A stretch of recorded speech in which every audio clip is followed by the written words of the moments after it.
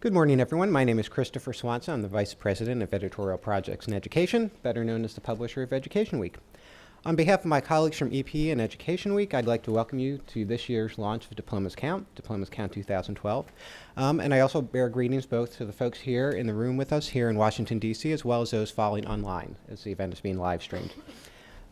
Speaking of the virtual world, I'd like to invite everybody to take part in the virtual conversation that we'll be building throughout the day around the event. And on the screen here, you can see our hashtag. It's EdWeek Live, and so please join in. We'll be taking questions later on in the event, in the Q&A from online, as well as folks right here in the room.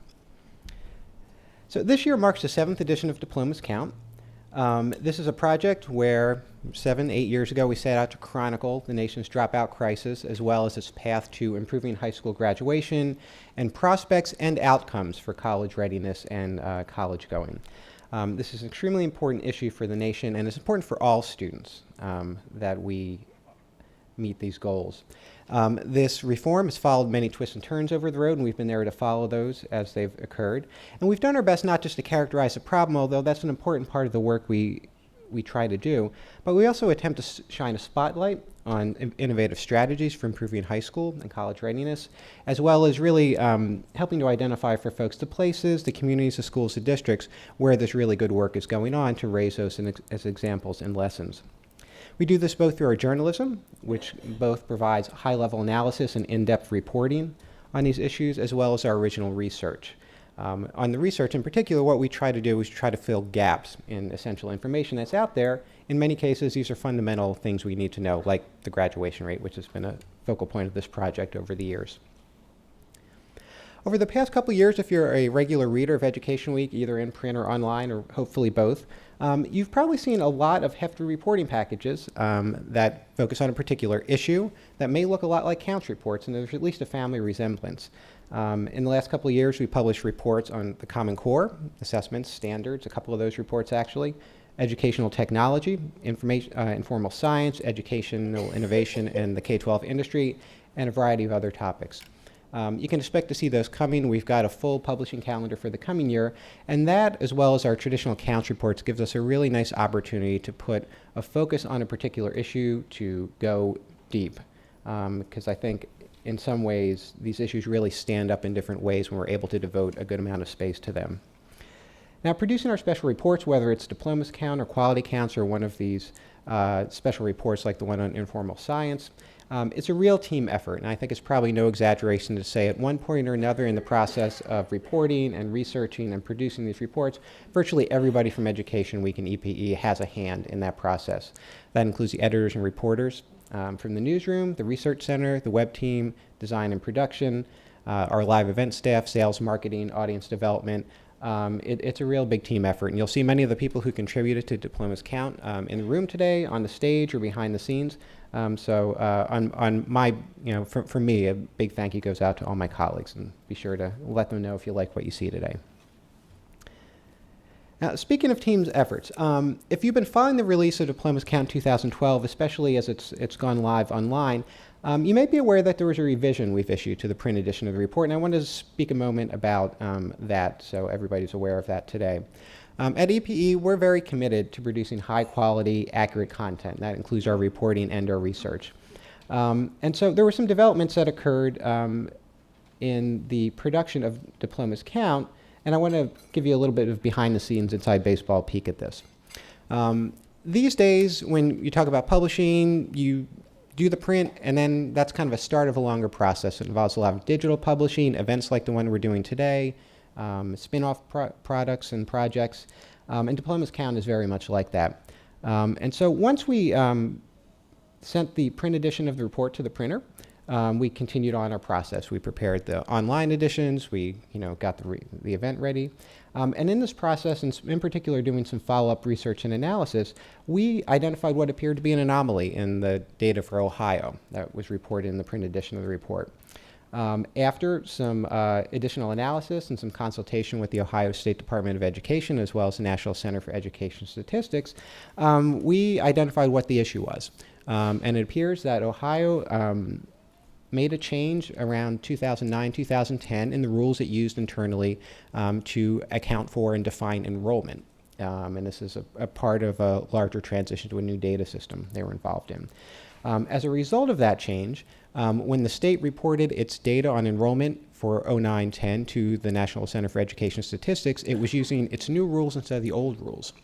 And so there were a couple of upshots of that. First, the 09-10 data that's publicly reported in the CCD for Ohio is incorrect because it's using the new rules. It's not consistent with prior years. The enrollment in particular was lower than it was under the prior rules. And since we use the CCD to calculate our graduation rate, it had implications for the cumulative promotion index we use. And in particular, it caused the CPI rate that we reported in the print edition for Ohio to be lower than it should have been had the correct data been used. So what did we do there? Well, we kind of worked very closely with the Ohio Department of Education, and they provided us with the corrected data using the old rules very quickly, and so we do thank them for their work in this process. We reran the entire analysis for the report for graduation rates, and that resulted in some revisions both to Ohio and for some of the national level statistics. We revised all of the digital materials for the report, which were either in production at that point or still under embargo, and so no kind of full materials kind of online have gone out with the incorrect information. And we're issuing corrections and explanations that will run in the next print edition of Education Week, and that'll hit the newsstands next week. And so we take these issues very seriously, and that's why we spent so much time in the past week to correct this issue. And if folks have questions about it, I don't know if there's anything we need to spend a lot of time talking about right now, but you'll see my colleagues from the Research Center in particular who can kind of fill you in on more information. And again, you'll find, if you're a print subscriber, you'll get some information coming with next week's edition of the paper. Okay, so it's with great pleasure that I kind of wrap up my opening comments here with an introduction. As you have seen, the sponsor for this year's event is the Lumina Foundation for Education. Lumina is how do we say? I think it's the most well-known and the leading foundation in the country focused exclusively on higher education issues. It's especially well-known for its Goal 2025, which our next speaker is intimately involved with. And in particular, the foundation is seeking to increase the percentage of Americans with high quality degrees and credentials in post-secondary education to 60% by the year 2025. That's an ambitious goal, and the foundation has been working very hard and has, I think, some really innovative approaches to this. So I'm pleased to turn over the podium in a moment to James Applegate. He's a vice president for program development at Lumina. Jim is kind of well known in education circles, both in the philanthropic world and from his prior work in Kentucky. Jim has a long history working in higher education, both in an academic capacity and in particular now in his work with Lumina Foundation. So Jim is going to speak for a little bit this morning and is going to share some of the work Lumina is doing and offer some perspective on this year's issues. Jim?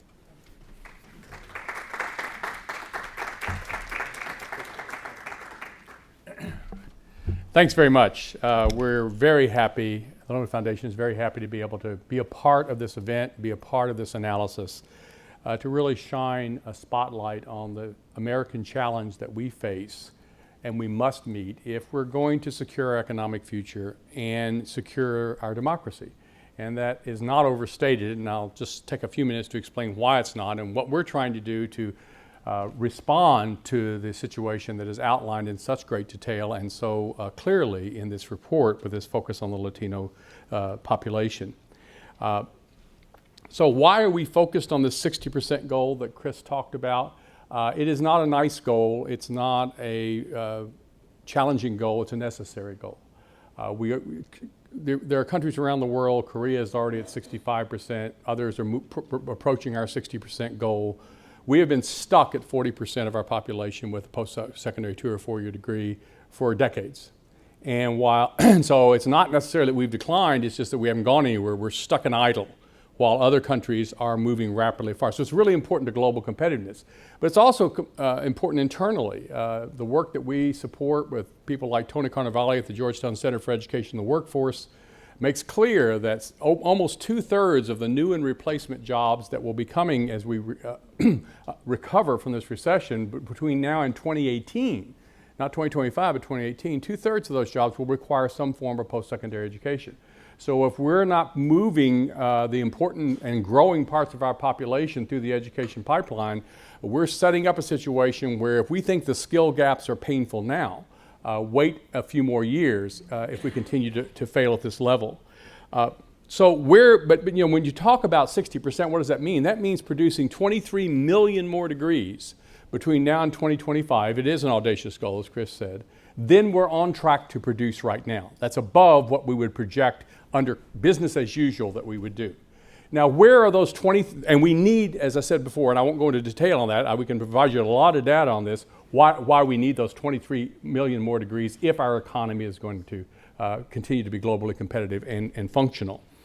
Where are we going to get those people? Well, the 2010 census tells us that among 24-year-olds in the United States in 2010, 24-year-olds, 79% of students in the upper income quartile, certainly wealthy, largely white, 4 out of 5 already have a 4-year college degree. Forget 2-year, 4-year college degree. If you look at the lower income quartile, that number is 11%.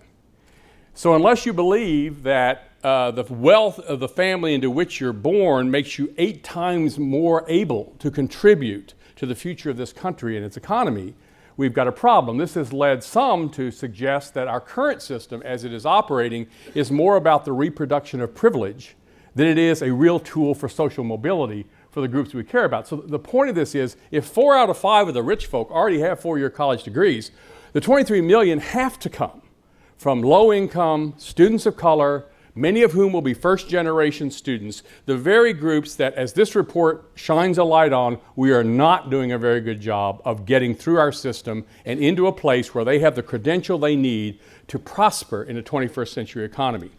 And no group is more important to this, obviously, if for no other reason than the demographics alone, than our growing Latino population. Our only growth groups are African American and Latino. So, and the census predicts 80 million more Latinos, Americans in this country by 2050. So this is our workforce of the future.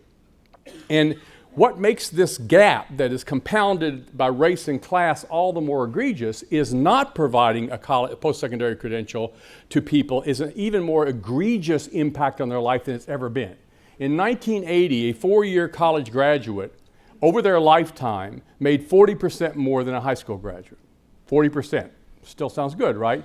In 2010, the 4-year college graduate made 74% more than a high school graduate. And we're rapidly moving to 100% premium for a college degree. So we actually have a shortage, is what we have. And the people who are being left out of this process, it has even more dramatic impact on their futures and the futures of their family than it ever has before. So it points to the urgency of this. Now, the good news in this report are the proof points. There are those places, and we work with Excelencia, Sarita will be talking just later today. There are good proof points of where good work is getting done. But what we have to figure out is a way that this becomes systemic and not 1,000 random acts of excellence across the country, or even 1,000,000 random acts of excellence. It's got to become a part of the water supply where we realign our priorities, we reevaluate and change our policies. We think always about scaling effective practices. We in Foundation World are sometimes guilty of funding programs and showing that they work and then stepping back and waiting for a prairie fire to occur, as if somehow magically the whole world is going to look, oh, it worked, well, let's all do it. Well, that has not worked in the past. It's not going to work now. We need policy change. We need priority change. We need scaling strategies to put this in the water supply of every district and every college and every university in this country. And most of all, we need to build the will to get this done. So the point of the proof point, the good news of the proof point, we know how to do this. We know how to do this. It's a matter of, are we up to the challenge to getting our courage, as Shakespeare would say, screw our courage to the sticking plates and get it done. So this, and let me be clear too, that this is an American challenge. This isn't a Latino challenge or a first generation challenge, because I hope just these brief remarks have indicated to you that if we do not address this issue in a significant way, the future of the country is at risk for all of us. So let me talk just a moment about what we're trying to do at Lumina to try to put our money where my mouth is, okay?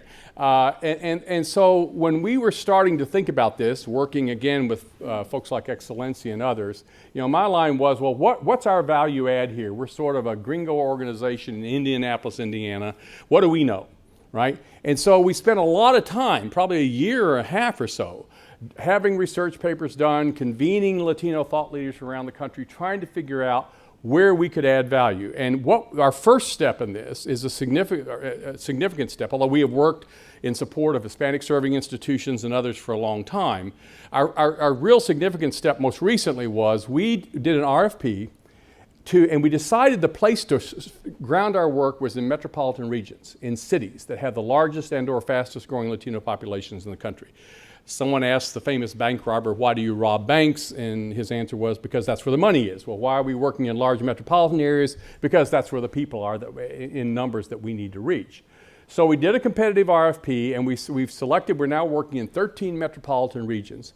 And our approach to this, when we looked at these major metropolitan regions, again, with the largest and fastest growing Latino populations, we did a scan with the help of a partner, and we found that in all of those cities, 3, 6, 7, 10, 12 initiatives were already in place in some way or another tackling this issue. The problem was there was no synergy, there was no scale, there was no collective impact. In fact, many of these organizations were competing with one another for resources. So what we have tried to do is to really provide resources to these cities to come together, the mayor and the political leadership, the higher ed and K-12 education leadership, the business leadership, the community-based organization leadership, the Latino advocacy leadership, to come together, set aggressive goals, much like our goal 2025 for their city, commit to transparent and shared use of data so you can track where you're going, and develop a plan where they're going to work together in a way that will create that synergy to achieve these goals. So that's just one example of where we're investing for the next 4 years, trying to figure out how we can play a role in addressing the challenge that this report lays out for us. In short, you know, it seems to me as we think about this and we look at how the system has worked to date, I'm reminded of a quote, one of my favorite quotes from one of my favorite poets who unfortunately recently passed away, Adrienne Rich. And decades ago, she wrote the following: "The rules break like a thermometer. Quicksilver spills across the charted system. Whatever we do together is pure invention. The maps they gave us were out of date by years." I would suggest that the maps we are using today are out of date by decades. They are maps of a terrain that no longer exists in this country. And we have to work hard to develop new maps with new destination points that truly transform our educational system up and down the line, from a source for the reproduction of privilege to what it is supposed to be, and we've always wanted it to be, which is a tool for social mobility, and particularly for those who need it the most, including the rapidly growing Latino population in this country. So our thanks to the folks who have put this report together to help lay this data out. We're big believers that you don't get anywhere unless you have the right data. If you don't have the right data, you don't identify the right problem, and then you come up with solutions that don't work. So this is we think this is a very positive resource that we should all be using. We every year publish our own Stronger Nation report, looking at every state and every county in every state on where they are around these issues. The more we can shine a light on the data, but once we get the data and confront the problem, then we have to figure out what are we going to do. And I hope that as we move forward from this report and look at these proof points, that we begin to think about what's all of our skin in this game, whether we're business employers, whether we are education leaders or political leaders, members of the Latino community, what is our skin in the game to come together collaboratively to make a real difference? Because this is really where we need collective impact. We can no longer afford those 1,000 random acts of excellence. So again, thanks for the report. We're happy to be sponsoring the event today, and we look forward to the conversation so we can learn more about what we as a foundation trying to be a catalyst in this area can do to be more effective. Thank you very much.